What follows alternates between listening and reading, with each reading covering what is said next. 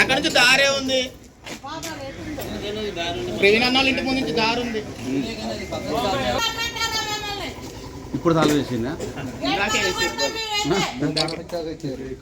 ప్రభుత్వ బీసీ మహిళా welfare school come hostel అని చెప్పేసి ఇక్కడ జ్యోతినగర్ లో ఇక్కడ జయా కాలేజీ లీజు తీసుకొని దీంట్లో నడిపిస్తున్నారు ప్రభుత్వం వారు.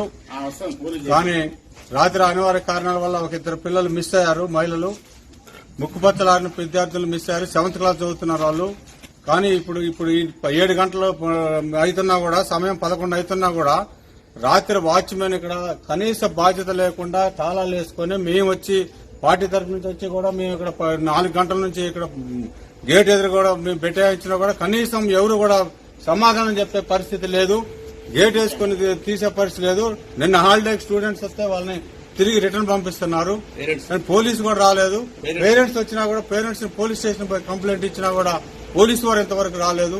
ఈ పాలవంచలో ప్రభుత్వం ఉందా, గవర్నమెంట్ పనిచేస్తుందా లేదా అర్థం కాని పరిస్థితిలో ఉన్నారు. ఇలా జరిగితే రేపు పరిస్థితి లా అండ్ ఆర్డర్ ప్రాబ్లం వచ్చే విధంగా ఉంది.